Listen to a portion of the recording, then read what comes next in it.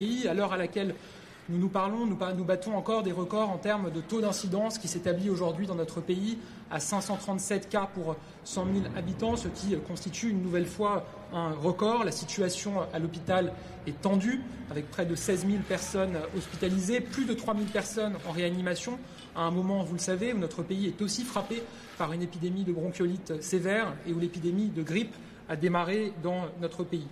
Le variant Omicron, je le disais, arrive dans notre pays. Ce week-end, nous estimions que 10% des contaminations détectées dans notre pays étaient liées au variant Omicron. Nous sommes probablement au-delà aujourd'hui et nous sommes très au-delà dans certaines régions, notamment en Île-de-France, à Paris plus particulièrement, où plus d'une contamination sur 3 semble liée au variant Omicron, d'après les criblages qui sont réalisés sur les tests chaque jour.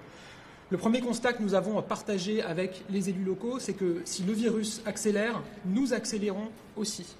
Nous savons qu'une dose de rappel protège face au variant Omicron. L'étude de l'Institut Pasteur qui a été rendue hier le confirme une nouvelle fois. Quand on a fait son rappel de vaccination, on est très fortement protégé contre l'infection liée au variant Omicron, contre les formes graves liées au variant Omicron. La campagne de vaccination va donc continuer à s'accélérer.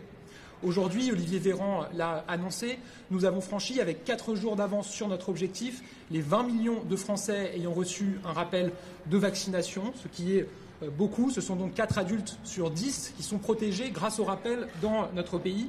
La campagne de rappel avance à une cadence jamais atteinte. Nous battons des records. Il y a eu vendredi dernier près d'1 million d'injections dans notre pays et évidemment nous maintenons cette mobilisation.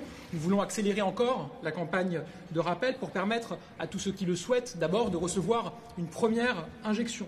Puisque nous avons vu que depuis l'allocution du Premier ministre de vendredi dernier sur la transformation du pass sanitaire en pass vaccinal, nous constatons un ressaisissement important de Français qui avaient fait le choix dans un premier temps de ne pas se faire vacciner et qui prennent rendez-vous pour une première injection.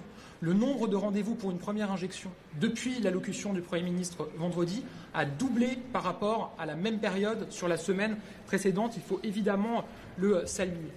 Le deuxième point, c'est que beaucoup de nos concitoyens cherchent encore un rendez-vous pour faire leur rappel. Nous appuyons donc à fond sur l'accélérateur et nous prévoyons d'offrir 2 millions de créneaux supplémentaires d'ici à la fin de l'année pour permettre aux Français de faire leur rappel de vaccination dans les centres de vaccination. 2 millions de créneaux, c'est considérable et évidemment nous avons besoin pour y parvenir de toute la mobilisation des professionnels de santé et des élus locaux. Vous savez que sur ce point, le Premier ministre Olivier Véran ont déjà annoncé un renforcement des moyens et des personnels qui peuvent procéder à des vaccinations dans les centres. Ils répondent présents sans hésiter. Cet effort, nous devons le poursuivre encore ensemble après les fêtes. Et évidemment, la campagne de vaccination, de rappel, va continuer à monter en puissance, y compris après les fêtes et y compris dans le courant du mois de janvier. Accélérer, c'est aussi mettre en place le pass vaccinal sans attendre. Vous le savez, nous avions prévu d'adopter en Conseil des ministres le projet de loi sur le pass vaccinal le 5 janvier et nous visions une adoption définitive avant la fin du mois de janvier. Le Premier ministre l'a annoncé aux élus ce matin. Nous avons décidé d'accélérer et d'avancer ce calendrier.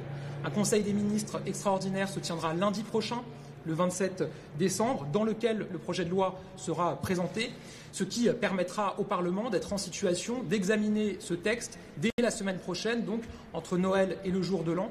Et nous visons désormais une adoption définitive du pass vaccinal dès la première quinzaine du mois de janvier. Nous n'avons pas une seconde à perdre face au variant Omicron. Nous n'avons pas une seconde à perdre pour inciter les Français, évidemment, à faire leur dose de rappel, voire à recevoir leur première injection. J'en parlais il y a un instant.